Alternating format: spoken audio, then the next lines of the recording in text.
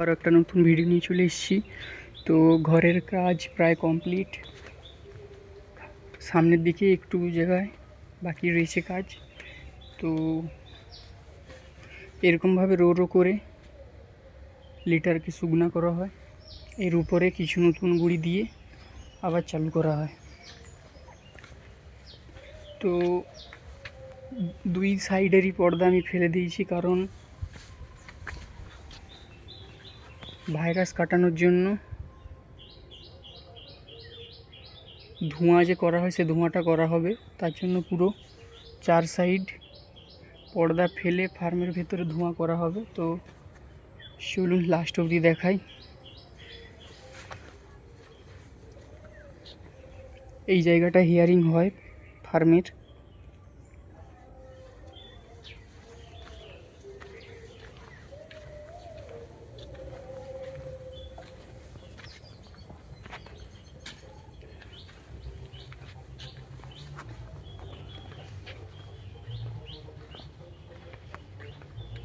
পুরো লাস্ট পর্যন্ত এরকমভাবেই রো রো করে শুকনো করা হয়। আপনারা দেখে বুঝতেই পারছেন যে কীরকমভাবে রোটা করা আছে, পুরো ডিপেই করা আছে, পুরো মাটি পর্যন্ত। আর এর মধ্যে যেগুলো জলের জায়গার এই ডিঙ্কারের যে নিচে যে চাগলাগুলো হয়েছিল সেগুলোকে আমরা পুরোপুরিভাবেই বাদ দিয়ে দিয়েছি। তো এখন আমি লাস্টের পজিশনে আছি ফার্মের।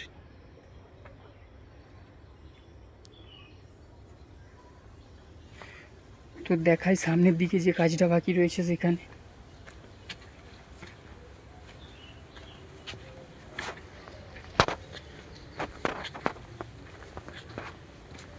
তো আজকে মঙ্গলবার, আগের মঙ্গলবার বাচ্চা ঢুকবে এই ফার্মে। আর একটা ফার্ম রয়েছে, সেটা এখনও প্রায় 1 মাস বাদে বাচ্চা আসবে।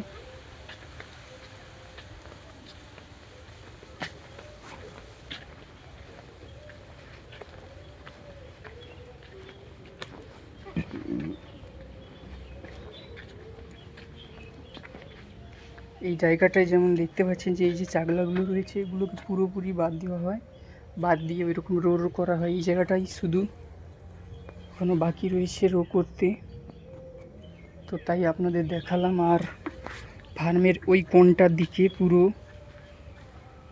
নোংরা হয়েছিল, তাই এইবারে পরিষ্কার করা হয়েছে এই কোণটার দিকে। কারণ ওই সাইডটাতে আমরা বি গ্রেডের বাচ্চাগুলোকে ঘিরে রাখবো, ওই সাইডটা, আর এই সাইডটায় ভালো পাখি থাকবে।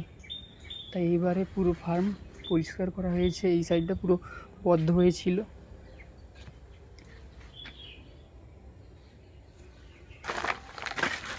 আর আজকের ভিডিও এতটাই, দেখা হবে নেক্সট ভিডিওতে।